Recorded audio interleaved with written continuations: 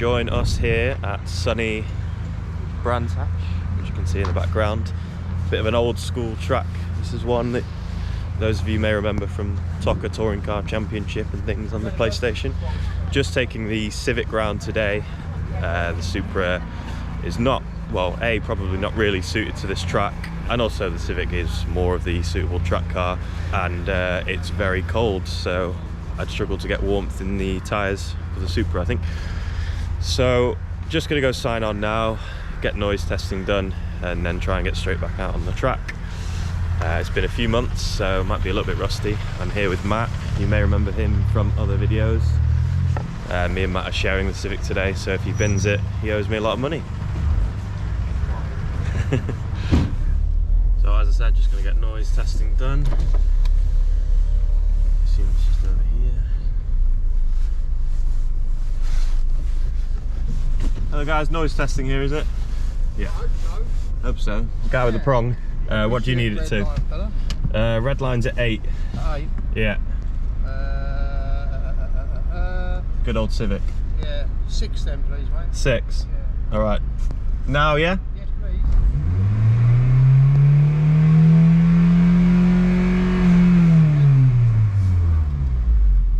There you go. Lovely stuff. What was it? Do you know? 82. 82, cool. Yeah. Good to know. Well under then. Alright, mate. Perfect, cheers. I mean, it's standard exhaust with only a decat, so I should hope it should be under, but you never know, I guess. You never know. Here we go. First drive around Brands Hatch. I literally only passengered Mr. Matthew in the passenger seat during his sighting laps. Very quick. And it was slightly terrifying. Well, that's one of those really quick begans, isn't it?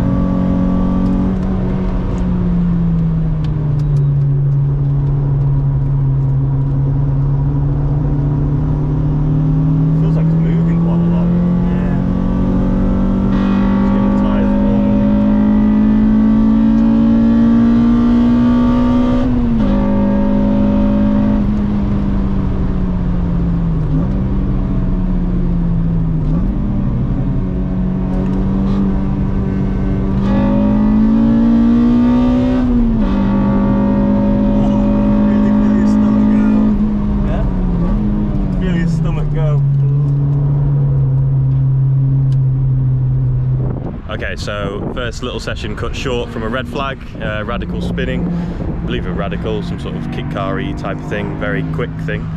That track is crazy. It's so undulating, and you know the movement of all the car itself on the track. Oh, it's quite scary.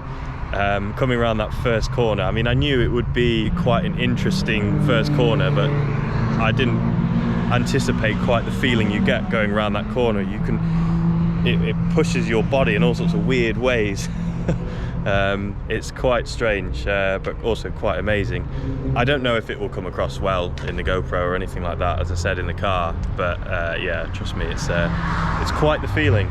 So the track is back live again. I'm going to go back out and try again. I only got 3 laps in or something like that, so we'll try again, try and start to build up a bit of speed. It seems to me very much a track that you have to build up a lot of confidence in both the car and the track itself.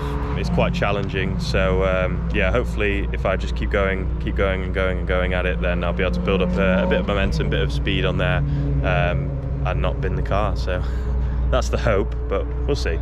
Right, back out for the second time here. It's quite difficult seeing what's coming behind on the main straight, so Aston Martin there, let him go.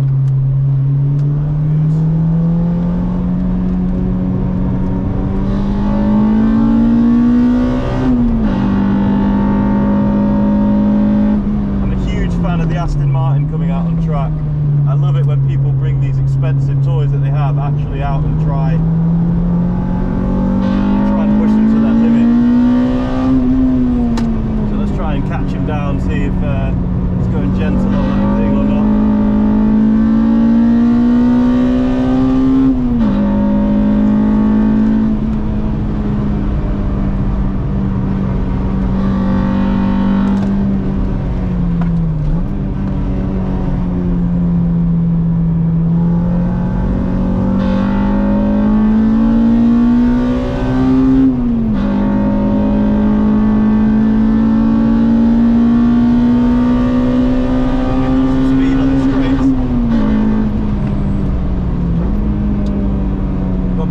Pushing it, trying to catch up with someone like that.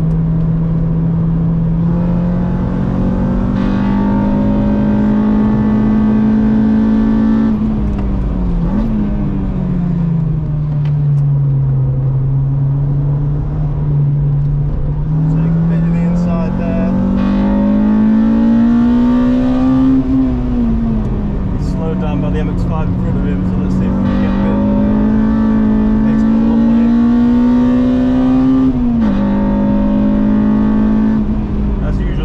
MX-5s out on the track today.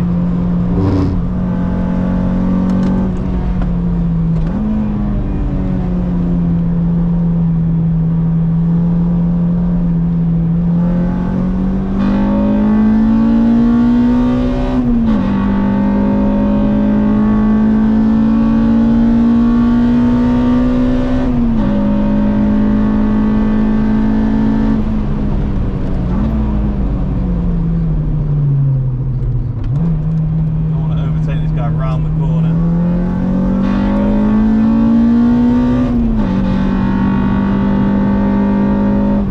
We've lost the Aston Martin with that, which is a shame.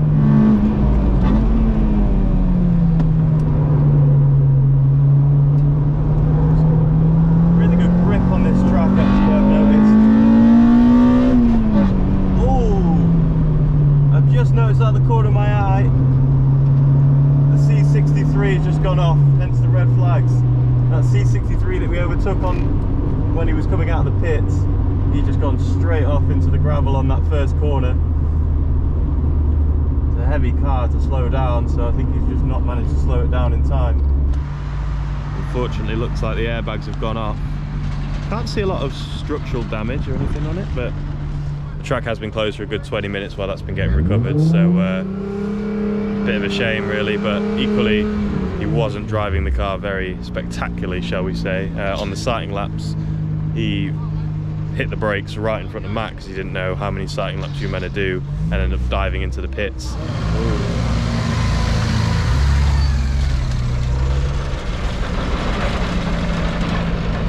So contrary to what I just said, it has hit that barrier, and it looks like it's hit it quite hard. Yeah, lost the wing mirror, the airbags have gone off. Basically the whole side is dented.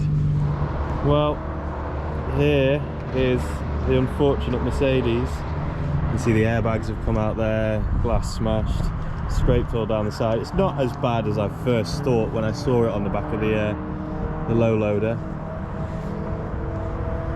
It's just this sort of front end damage here, but it does look like a lot of bodywork. You can see a lot of gravel in there as well. Yeah, I feel really sorry for the driver. Just had a quick chat with him now, really nice guy. He said it was his first track day and got a little bit overexcited coming into that first corner, which we've all done it before, just not necessarily with as damaging results. He said he's going to get it sorted and hopefully be back out for another one. He said maybe he's been put off Brands Hatch. But yeah, I hope he gets it sorted soon, and was honest enough to own up and say he went a bit too quick into the corner. So yeah, hopefully it's sorted soon. Poor car. Here we are on top of the grandstand, getting a couple of shots as the car's going by. You can really see the elevation changes from this angle. Got a good idea of a good 3-4 corners as well on top of it, which is great.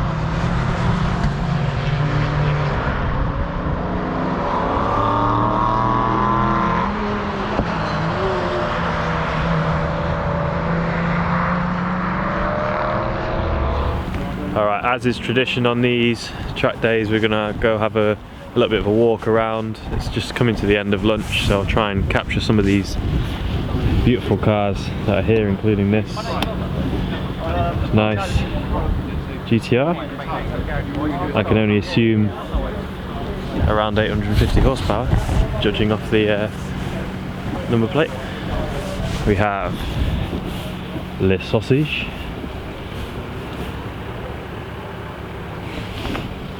One of many Clios here. Now, this is one that I really wanted to check out. Hope he doesn't mind me pointing a camera at it.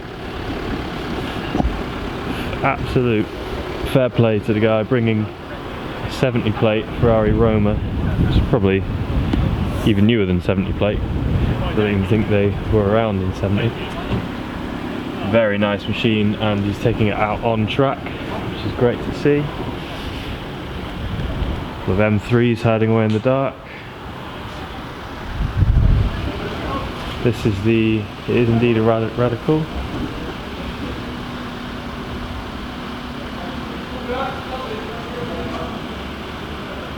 And then we also have the EP3 Compact.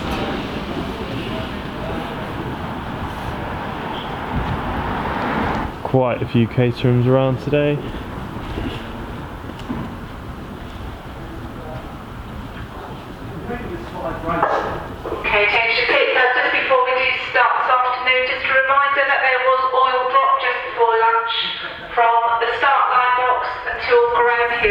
Has been highlighted with dust and will also be highlighted with red and yellow striping flags and lights. So we're going to have to be careful going back out. As you can probably hear from that tonneau then, there's been oil dropped. A Megane had an engine failure and dropped oil all over half the track, annoyingly. So we're going to have to be a little bit careful. I was trying to work out if this was one of the Trophy R's or not. I don't think it is, but it's still a very nice bit of kit. Also, as I spotted, it's from Germany. So, oh yeah, part of the Nürburgring Life channel there. So he's come a long way, so hoping for his sake that he goes home safely. One of many GR Yaris's. I absolutely love these cars. They seem to be very popular amongst the track day crowd. Here's a few of the Caterhams. So there's a few Caterham trucks here, so I don't know if they're actually part of Caterham themselves or if they're just big fans. Not really sure what that is actually. Is it a Marcos maybe? Very nice Porsche. Do love a Mark 1 MX-5. This one feeling a little bit similar to my old MX-5. One here. They are a hoot to drive around the tracks. I took one of them around Cadwell a few years back. A bold paint job on the Clio.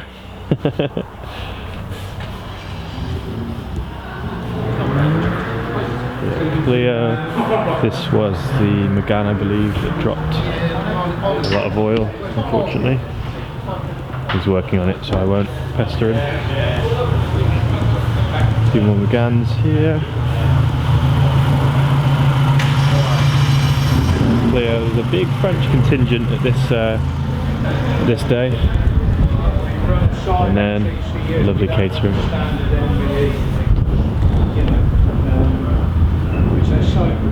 Very nice machine. So the only thing I haven't been able to point out is the Aston Martin. So it's an Aston Martin Vantage AMR, so Aston Martin Racing. That's been going around on the track. I think he might be out for lunch at the moment. That is a very nice machine. Sounds glorious going by. I think the highlight has to be that Ferrari Roma, which is probably, it's got to be less than a year old, and he's taking it around on a track day. So huge fan of that. Maybe one day I'll have one of them and be able to take it around the track as well.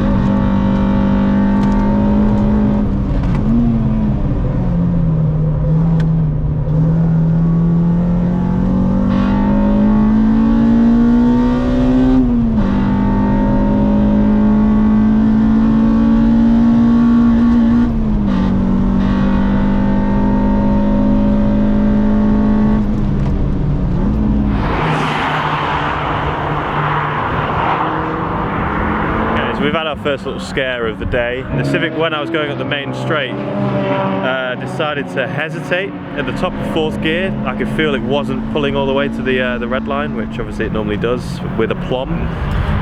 So I'm not sure what that was. I took it round the rest of the track. It was all fine. I was at the top of 4th, down the bottom of the first hill, the first corner, and it was fine. And it was only again on the main straight where it hesitated again at the top of 4th gear. Now, to me, in my limited mechanical knowledge, it felt like fuel, like it was, maybe the fuel was sloshing around, it was running low on fuel, so it wasn't delivering enough fuel, and it was cutting itself out a little bit. I've just filled up with fuel, so we'll take it back out again and check, and hopefully, fingers crossed, we're all good.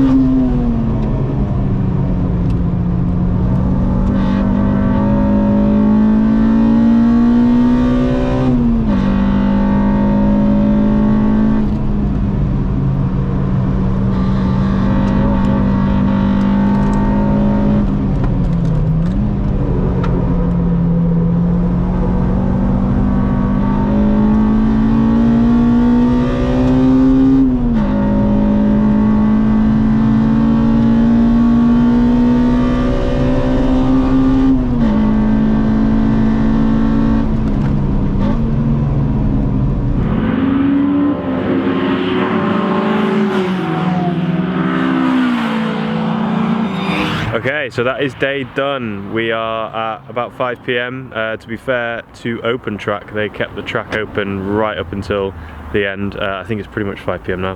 They're always quite a good track day company to go with if you are looking to do a track day yourself. I would recommend them. Good prices, free photography, free tuition. Apparently sometimes they have donuts, they didn't today, but yeah, apparently they sometimes serve donuts, maybe it's a COVID thing. But yeah, I mean, amazing day, getting to batter this bad boy about. Only one slight hiccup with the fuel cut off, but since I put fuel in, it was fine after that, so it must have been that. But yeah, in terms of a track review, I cannot recommend Brands Hatch enough. It's a bit short, obviously with the Indy track that we were on. I would love to do the GP track, but it is over double the price, at about 400 and something a day, so maybe that's something that I'll have to look forward to in the future. I don't know if I could justify that amount of money. The track day today I think was about 130, 140 quid, and then obviously me and Matt split that with an extra driver, so yeah, it was a nice cheap day out. The track, as I said, is quite short. The problem with that is that if you've got a lot of cars out on track, it's not easy to get away with you know, a clean lap without having cars overtaking you, or having to pull over, or having to overtake other cars. So, but that's always what these track days are like. It's an open pit lane, so anyone can be about, and there's all different driving levels with different cars, obviously. So, yeah, all in all, great track. The first corner is absolutely phenomenal. Honestly, the just going on the sighting lap, it felt like a roller coaster. I couldn't believe that you're allowed to have a corner quite like that. You feel the G-forces, all the elevation changes. Oh, it's great. The next track day I got lined up is in March, Alton Park again with the Civic, so look out for that video. At the bottom of the screen here you can see my best lap time from the day. Thanks for watching, and subscribe if you want to subscribe. If you don't, then don't bother. See you!